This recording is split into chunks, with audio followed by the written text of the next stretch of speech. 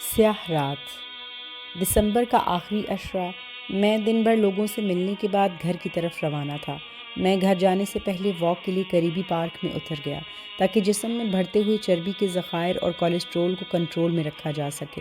سورج نے جیسے ہی مغرب میں پناہ لی تو رات کی دیوی نے تیزی سے اپنی سیاہ گھنیری زلفوں کو شہر میں پھیلا کر سورج کی تھوڑی بہت روشنی کو بھی چاٹ لیا تھا۔ دن کی اجالے پر رات کی سیاہی ہر گزرتے سیکنڈ کے ساتھ غالب آتی جا رہی تھی۔ میں جیسے ہی آرام دہ گرم گاڑی سے نیچے اترا تو دسمبر کی یخ برفیلی ہواؤں نے میرا استقبال کیا۔ برفیلی یخ ٹھنڈی ہواؤں سے پتہ چل رہا تھا کہ شمالی علاقہ جات برفستان بن چکا ہے۔ ملکہ کوہسار، مری اور شمالی علاقہ جات نے برف کی چادر اوڑھ لی تھی، اسی لیے برفیلی سرد ہواؤں نے پاکستان کے باقی حصوں پر بھی شدید ٹھنڈ کی چادر تان دی تھی۔ میں پارک میں داخل ہوا تو اکا دکا لائٹیں جو کوہر میں ٹھٹری نظر آ رہی تھیں، ان کی روشنی بھی کوہر اور دھند کی وجہ سے دھندلی نظر آ رہی تھی۔ جب میں نے پارک میں قدم رکھا تو سیاہ رات نے چاروں طرف تاریکی اور سناٹا طاری کر دیا تھا۔ میں نے جیکٹ کے بٹن بند کیے، منہ پر ماسک، سر پر گرم مفلر رکھا، ہاتھ جیکٹ کی جیبوں میں ڈالے اور تیزی سے پیدل چلنے لگا۔ یخ ٹھنڈی ہواؤں کی وجہ سے درجہ حرارت منفی کے قریب لگ رہا تھا۔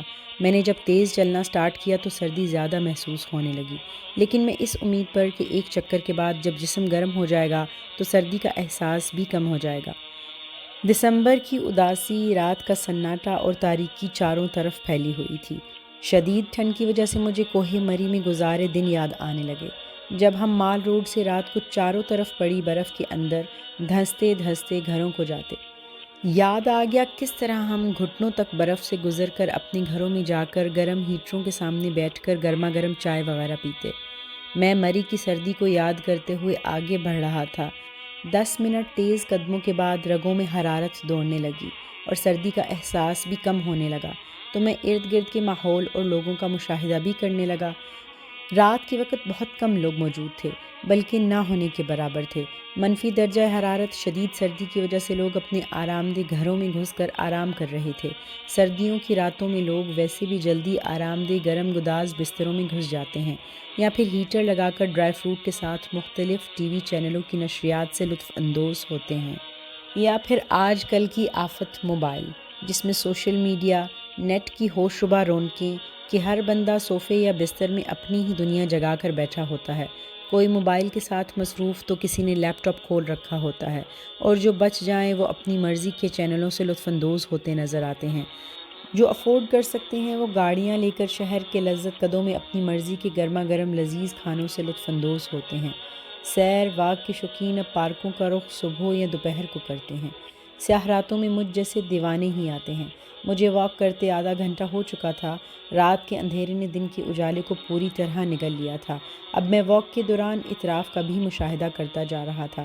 اس عمل کے دوران میں نے واکنگ ٹریک سے تھوڑا ہٹ کر ایک درخت کے نیچے کچھ حرکت محسوس کی۔ شروع میں تو میں نے نظر انداز کیا کہ شاید کوئی عاشقوں کا جوڑا من موجی میں مصروف ہوگا، لیکن انسانی جبلت کے تحت تجسس کھوج کے دریچے میرے اندر واہ ہو چکے تھے۔ اب میں جیسے ہی اس درخت کے پاس سے گزرا تو بغور دیکھنے کی کوشش کی۔ درخت کے نیچے بہت اندھیرا تھا، لیکن دور سٹریٹ لائٹ کی دھندلی روشنی میں مجھے محسوس ہوا جیسے کوئی ذی روح رضائی لیے درخت کے نیچے سو رہا ہے۔ کبھی کبھی وہ حرکت بھی کرتا۔ اب میں تجسس کے ہاتھوں مجبور ہو کر تھوڑا قریب ہوا تو قریب جانے سے پہلے اخلاقی طور پر آواز دی، کوئی ہے؟ تاکہ اگر کوئی عاشقوں کا جوڑا ہے تو جواب دے، یا کوئی انسان بھی ہے تو آواز دے۔ لیکن میرے بار بار پکارنے پر جب جواب نہیں آیا تو میں نے موبائل کی روشنی آن کی اور فرش نشین کے بہت قریب ہو کر دیکھنے لگا۔ کوئی سو رہا ہے، لیکن منظر حیران کن تھا۔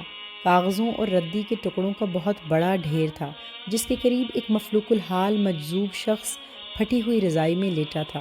رضائی کیا، چیتھڑے تھے۔ رضائی جگہ جگہ سے پھٹی ہوئی تھی۔ گردن کے نیچے تکیے کی بجائے پرانے کپڑوں کا گٹھا سا تھا، جس پر ایک زندہ انسان لیٹا تھا۔ دھندلی روشنی میں دیکھا 50 سال سے اوپر کا انسان بے ترتیب لمبے لمبے بالوں کے ساتھ۔ بالوں کی حالت بتا رہی تھی بہت عرصہ پہلے ان کو دھویا گیا ہے۔ داڑھی کے بال لمبے خودرو جھاڑیوں کی طرح بے ترتیبی سے چہرے پر پھیلے تھے۔ میں نے جب اچھی طرح دیکھ لیا کہ فرش پر موجود شخص ہوش و حواس میں نہیں، کوئی مجذوب پاگل دیوانہ ہے جو موسموں کی قید، سردی گرمی سے آزاد زندگی کے دن پورے کر رہا ہے۔ میں نے اپنی طرف متوجہ کرنے کی کوشش کی، لیکن وہ میری طرف متوجہ ہونے کی بجائے اپنے جسم کے مختلف حصوں پر خارش کرنے میں مصروف تھا۔ خارش کرتے ہوئے جب وہ اپنے جسم کو حرکت دے رہا تھا تو نئی حقیقت سامنے آئی کہ چیتھڑا نما پھٹی ہوئی رضائی میں کوئی اور جسم بھی تھا جو کسمسا کر اپنی موجودگی کا احساس دلا رہا تھا۔ اب مجھے لگا شاید اس کی بیوی یا کوئی اور انسان بھی ہے اور میں ان کے آرام میں مخل ہوا ہوں، لہٰذا میں اٹھ کر دوبارہ واکنگ ٹریک پر آ گیا۔ میرا جذبہ ہمدردی پوری طرح بیدار ہو چکا تھا کہ کس طرح اس کی مدد کروں، اس کو کھانا دوں، گرم رضائی کا انتظام کروں۔ یہ بیچارہ ٹھنڈی راتوں میں کیسے گزارا کرتا ہوگا۔ میں انہی سوچوں میں گم تھا اور جب چکر پورا کر کے دوبارہ اس طرف آ رہا تھا تو دور پارک میں دو سائے داخل ہوئے جو موبائل کی روشنی میں مجذوب کی طرف بڑھ رہے تھے۔ سایوں کی قد و قامت سے لگ رہا تھا ایک بڑا اور ایک بچہ حرکت کر رہے ہیں۔ میں بھی تجسس سے مجبور تیزی سے مجذوب کی طرف بڑھنے لگا۔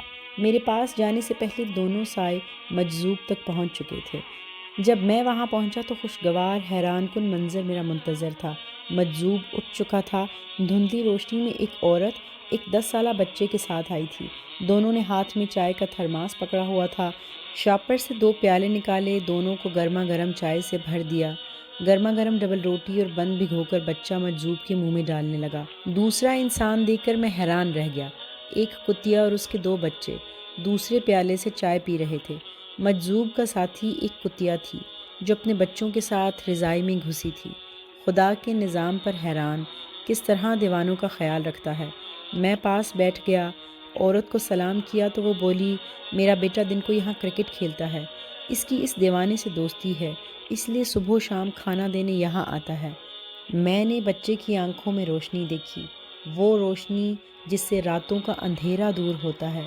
انسانیت کی پرشکوہ عمارت ایسے ہی انسانیت کے معماروں سے قائم و دائم ہے، اور اللہ تعالیٰ کس طرح اپنے بندوں کا خیال رکھتا ہے۔